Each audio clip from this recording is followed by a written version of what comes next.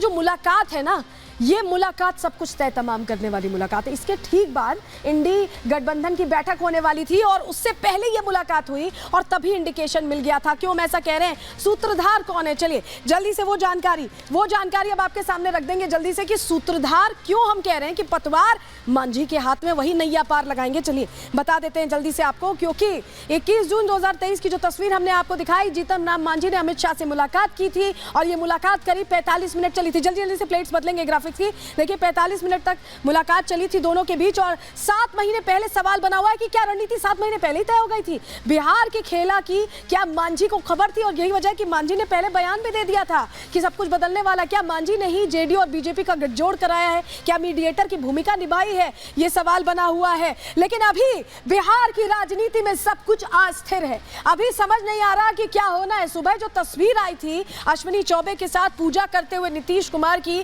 जो बीजेपी है उसमें तो उस तस्वीर ने मिठास घोल दी, लेकिन विपक्ष के लिए सब कुछ कड़वा कड़वा कर दिया। रिपोर्ट देखिए।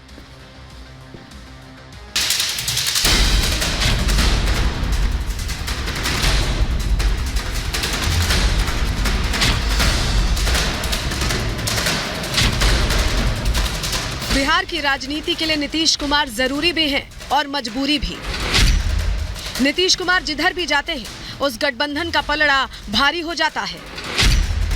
जहां कल तक नीतीश की मौजूदगी से इंडी गठबंधन सत्ता का स्वाद चखने का दम भर रही थी, वहीं आज नीतीश और अश्विनी चौबे की इस तस्वीर ने विपक्ष के होश उड़ा दिए हैं। बक्सर से आई ये तस्वीर बीजेपी और जेडीयू के गिले शिकवे दूर होने का सबूत है। बीजेपी से नीतीश की नजदीकी पर सांसद अश्विनी चौबे ने इसे राम की मर्जी बताई।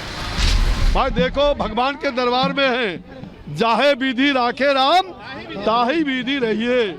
हो यह जो ही राम रुचि राखा, काके तर्क बढ़ावे साका। अरे हो यह जो ही राम रुचि राखा, जाहे विधि राखे राम ताही विधि रहिए। बीते 15 साल में बिहार की राजनीति में उठापटक का दौर कई बार देखा गया। कभी बीजेपी तो कभी आरजेडी सत्ता में आई, कभी आरजेडी बड़ी पार्टी बनी तो कभी बीजेपी। लेकिन इतना सब होने के बाद भी एक नाम हमेशा सत्ता के केंद्र में रहा, जो ना तो सियासत से दूर रहा और ना ही मुख्यमंत्री की कुर्सी से। वो नाम है नीतीश कुमार का। नीतीश कुमार बिहार के किंग भी हैं और किंग मेकर भी। जब पूरा विपक्ष बिखरा हुआ था तब नीतीश ने आगे बढ़कर सभी दलों को एक किया, इंडी गठबंधन बनाया, लेकिन गठबंधन का चेहरा न बन सके। ऐसे जेडीयू के नेता मानते हैं कि कांग्रेस के अहंकार की वजह से नीतीश को ये राह चुननी पड़ी। इंडिया गठबंधन टूट के कगार पर है। जिस मेहनत से, जिन इरादों से नीतीश कुमार ने इसको संगठित किया था, कांग्रेस पार्टी के गैर जिम्मेदाराना और अड़ियल रवैये ने इसको तार तार कर दिया है। नीतीश के यू टर्न से जहां आरजेडी के कई सपने बिखर गए हैं, वहीं सबसे ज्यादा टेंशन कांग्रेस को है। राहुल की न्याय यात्रा बिहार में दाखिल होने वाली है। उससे पहले ही बिहार में एक और खेला होने की आहट है। आज पूर्णिया में कांग्रेस विधायकों की बैठक होनी थी, लेकिन सूत्रों की माने तो 9 विधायक बैठक में नहीं पहुंचे। कांग्रेस को नीतीश की नाराजगी की वजह तो पता है, लेकिन इस सियासी संकट से निकलने का रास्ता नहीं मालूम।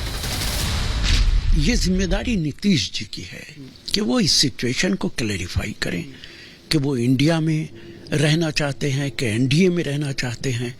उनके स्पोक्स पर्सन ने कहा है कि वो इंडिया में ही रहेंगे। तो जब तक नीतीश जी क्लैरिफाई नहीं करेंगे ये सिचुएशन बाकी रहेगी। बिहार की सियासत में फिलहाल जिस बदलाव की पटकथा तैयार हो चुकी है, उससे जहां इंडी गठबंधन का सबसे ज्यादा नुकसान होगा, वहीं बीजेपी को लोकसभा में माइलेज मिलना तय है। अब सबके अपने हित टकरा रहे हैं और सब अलग अलग जा रहे हैं, मगर हमारा उनसे मतलब क्या है। नरेंद्र मोदी जी 60% वोट लेकर के पुनः वापस आ रहे हैं। इंडी गठबंधन में लगातार बिखराव जारी है। पहले ममता बनर्जी ने बंगाल में अकेले चुनाव लड़ने की घोषणा की। उसके बाद पंजाब के मुख्यमंत्री भगवंत मान ने भी इशारा कर दिया कि आम आदमी पार्टी भी अकेले ही चुनाव में उतरेगी। इसके बाद अब बिहार में भी हालात बदल गए हैं। जिस इंडी को नीतीश ने खड़ा किया, अब हो सकता है कि वो उसके खिलाफ ही चुनाव में उतरे। बंगाल, पंजाब और बिहार के बाद अब यूपी में भी सीट शेयरिंग पर पेच फंसना तय है। क्योंकि अखिलेश यादव ने ट्वीट करके साफ कर दिया है कि वो कांग्रेस को 11 सीट से ज्यादा नहीं देने वाले। अब देखना ये दिलचस्प होगा कि राहुल की यात्रा के खत्म होते होते कितनी पार्टियां इंडी गठबंधन में बनी रहती हैं। Bureau report, Republic Bharat. देखिए, रिपोर्ट में हमने आपको सारी चीजें समझा दी, लेकिन नीतीश ने फायदे का सौदा किया है। फायदे का क्यों सौदा किया है, जरा वो जानकारी आपके सामने रख देते हैं। हम ऐसा क्यों कह रहे हैं ये समझ लीजिए। बीजेपी जेडीयू के गठबंधन से नीतीश को फायदा हो रहा है, सीधा सीधा फायदा पहुंच रहा है। क्या क्या है पॉइंटर्स बता रहे हैं आपको। बिहार की सत्ता में बने रहेंगे, ये उनकी सबसे बड़ी महत्वाकांक्षा पूरी रहेगी कि सीएम की कुर्सी पर रहेंगे। लोकसभा चुनाव में उनको फायदा मिलेगा, जेडीयू को बढ़त मिलेगी जैसा कि वो चाहते हैं, उनकी पार्टी मजबूत हो जाएगी। इसके अलावा और क्या है, 2025 में नीतीश फिर से मुख्यमंत्री बन पाएंगे, फिर से वो कुर्सी संभाल पाएंगे। केंद्र में बड़ी जिम्मेदारी मिलने की भी उम्मीद रहेगी, क्योंकि फिर डबल इंजन की सरकार हो जाएगी। तो ये उम्मीदें हैं और यही चीजें लेकर वो चल रहे हैं आगे। लेकिन बहुत बार पलटे हैं नीतीश, ये पहली बार नहीं है। ये पहली बार नहीं है जब उन्होंने अपना एक तरह से गेम चेंज कर दिया। जरा आपको बता देते हैं कब कब ऐसा हुआ है, कब कब पलटे हैं, कब कब उन्होंने एक पार्टी का साथ छोड़ के दूसरी पार्टी का हाथ तुरंत थाम लिया है। चलिए आपको जल्दी से बता देते हैं, क्योंकि साथी बदलने का सिलसिला ये कोई नया नहीं है। देखिए, ये जानकारी हम आपको बता रहे हैं, जानकारी कैसे साथी बदल रहे हैं। देखिए, 1994 में लालू का साथ छोड़ा, कुर्सी बदल गई। और उसके बाद कब ये किया उन्होंने, जॉर्ज फर्नांडिस के साथ समता पार्टी 1994 में बनाई।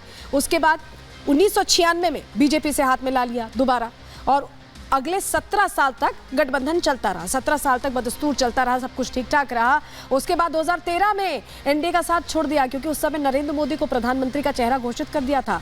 ये भी महत्वाकांक्षा थी, वो टूट रही थी, तो छोड़ दिया साथ। 2014 में लोकसभा चुनाव उन्होंने अकेले लड़ा और बहुत फायदा नहीं हुआ। हमने आपको डिटेल अभी दी थी इससे थोड़ी देर पहले। और 2015 में फिर आरजेडी के साथ आ गए, आरजेडी के साथ हाथ मिला लिया और महागठबंधन ने विधानसभा चुनाव जीता 2015 में।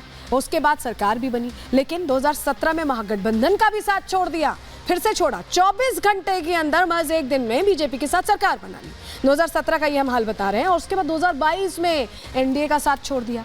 एनडीए का साथ छोड़ने के बाद फिर से 24 घंटे में आरजेडी के साथ सरकार बना ली। और अब साल आ रहा है 2024, जिसमें सवाल बना हुआ है कि क्या फिर से पलटने वाले हैं नीतीश कुमार। और इस बीच एक बड़ी खबर आ रही है, उसका रुख कर लेते हैं, जहां आपको बताएं कि कल बीजेपी की पटना में बड़ी बैठक होने वाली है और सुबह 10 बजे पार्टी की बैठक होगी बिहार के सियासी हालातों पर। यह बैठक हो रही है, भारतीय जनता पार्टी की बैठक होने वाली है, ये बड़ी जानकारी मिल रही है। और जिस तरह के सियासी हालात बदल रहे हैं बिहार के, उसको लेकर यह महत्वपूर्ण बताई जा रही है। बीजेपी की पटना में बड़ी बैठक हो रही है, ये बड़ा अपडेट दे रहे हैं आपको। कल फिर बीजेपी की बैठक चल रही है और हमारे साथ हमारी सहयोगी अनामिका सिंह काली लगातार जुड़ी हुई हैं। अनामिका, लगातार बैठकें बीजेपी के लिए अभी बहुत महत्वपूर्ण है, ये समय एक एक सेकंड कीमती है। आज भी बैठकें देखी गई, कल भी बैठक हो रही है।